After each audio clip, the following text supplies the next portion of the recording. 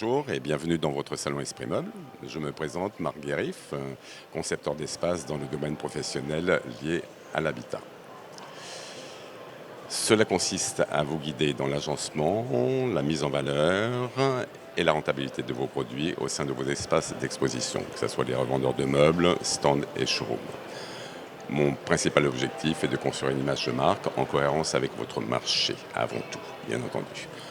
Petit clin d'œil sur mon identité visuelle, l'esperluette. Elle est l'élément central de mon identité. Elle résulte de la ligature du E et du T, héritée de l'époque mérovingienne, et considérée comme la 20e lettre de l'alphabet jusqu'au 19e siècle. Elle symbolise la conjonction de nos savoirs et nos efforts pour la réussite de vos projets. Un agencement de magasin commence toujours par une analyse de celui-ci. Cela me permet d'apprendre d'abord à vous connaître, à écouter vos besoins, comprendre comment vous désirez positionner votre magasin, me faire part de vos points forts, de vos points faibles, de vos différents espaces de vente, de vos enjeux et évidemment de vos envies. À partir de cela, nous pourrons commencer à réfléchir sur les questions d'une bonne segmentation de vos espaces. Suivant votre clientèle et situation géographique, nous devons penser quelle est la meilleure segmentation qui doit être mise en avant-scène dans vos magasins. Est-ce vos collections industrielles, contemporaines ou tendances, le positionnement de vos entrées de gamme, middle gamme et haut de gamme? À partir de cela, nous pouvons continuer de construire les autres espaces de segmentation. C'est-à-dire, voulez-vous une segmentation dédiée exclusivement à vos tables céramiques, qui sont très tendances actuellement et qui peuvent vous apporter un impact commercial beaucoup plus rentable? Voulez-vous une segmentation dédiée à un espace salon ou exclusivement des mises en ambiance de ceux-ci en adéquation avec vos salles à manger? Vos espaces relaxation, convertibles, chambres à coucher sont-ils des segmentations plus calmes afin que vos clients puissent se poser, se relaxer et écouter les arguments de vente toujours plus techniques pour ces produits? Comment pouvons-nous trouver des solutions afin de booster, dynamiser et rentabiliser vos espaces morts? Toutes ces questions sont primordiales avant de penser à aborder l'objectif visé par l'optimisation et la valorisation des espaces. C'est avant tout votre communication visuelle, l'image que vous désirez donner à votre clientèle dès que celle-ci fait 3 pas dans votre magasin. Ce qu'elle va ressentir à l'instant présent, l'émotion, la séduction, le bien-être, le désir d'avancer plus loin dans votre magasin, de rester plus longtemps dans votre magasin. Pour cela, un bon agencement de magasin prend toujours en compte l'optimisation de l'espace disponible pour la surface de vente, bien entendu, mais aussi pour la surface d'accueil, de signature ou administrative. Les espaces d'accueil doivent être fonctionnels, bien entendu, mais de plus en plus esthétiques, avec une visibilité plus large, la plus large possible sur votre magasin, d'où l'importance de son emplacement. Il est fortement conseillé d'éviter les espaces d'accueil dos à l'entrée, car ceux-ci vous cachent toute visibilité des arrivées et sorties clients.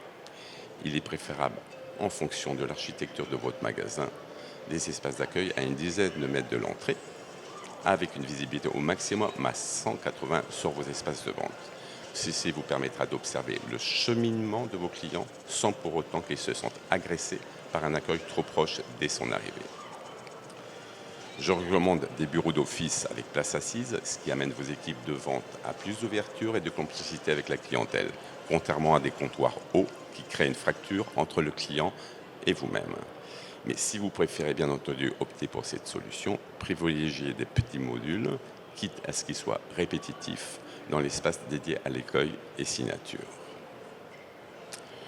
Une bonne optimisation d'espace passe aussi par une juste association des produits, salons et salles à manger en fonction de leur style, matériaux et prix de vente, bien entendu, afin qu'il y ait une cohérence commerciale pour vos clients. Concernant la circulation de celui-ci dans votre magasin, évitez au maximum, si possible, les allées de ligne tout tracées. Cela incite le client à marcher plus vite sans observer d'une manière approfondie vos collections. Tout en tenant compte des règles PMR, il est beaucoup plus judicieux de faire naviguer votre clientèle en serpentant dans tous les espaces, tranquillement, en douceur, afin qu'il puisse effleurer la texture du canapé, l'essence du meuble. Réussir l'aménagement de votre magasin passe aussi par le choix des peintures et papiers peints en adéquation avec nos segmentations. Chaque segmentation d'espace doit avoir sa propre thématique de code couleur et papier peint afin de créer un fil conducteur pour vos clients tout au long de son parcours dans votre magasin. Cela permet que le regard du client ne s'éparpille pas et reste focalisé sur vos produits. La psychologie des couleurs n'est pas uniquement de la décoration, mais une science. En étudiant les couleurs dans l'aménagement du magasin, on joue aussi sur l'affectif du client potentiel. Les teintes fortes et chaudes comme les cumin, rouge, terracotta ou autres, suivant les tendances, sont parfaites pour des ambiances de salle à manger et salon.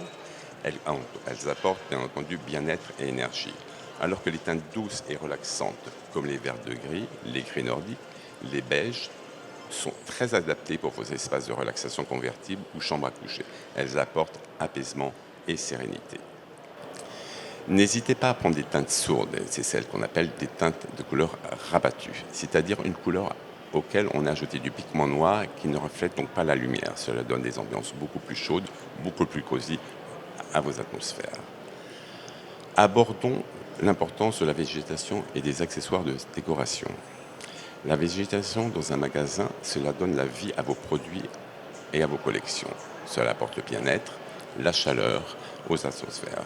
Je vous conseille d'investir chez des fournisseurs de plantes textiles artificielles de qualité, que ce soit en arbre, végétation ou feuillage.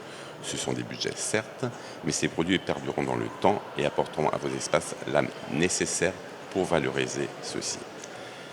L'achat des accessoires de décoration se classe en 3 catégories. La décoration commerciale, sur laquelle on peut correctement marger, qu'on en achète suivant les tendances actuelles des saisons, bien entendu. La décoration intemporelle, qui peut s'harmoniser avec tout le style de meubles, salons et mobilier dans vos espaces de vente. Et ce qu'on appelle les pièces maîtresses, qui sont bien entendu aussi destinées à la vente, mais avant tout utilisées pour vous démarquer et donner de la personnalité à vos magasins. Cela peut se traduire par des toiles de très grande dimension, des pièces en bois décoratif en haute taille, sculptures et poteries imposantes, des miroirs et luminaires beaucoup plus atypiques. Abordons maintenant l'importance de l'éclairage. Celui-ci est primordial dans un magasin. L'agencement de votre espace passe par la sélection et le positionnement, bien entendu, de vos éclairages. Ainsi, la couleur et l'intensité doivent être en cohérence vis-à-vis des produits vendus.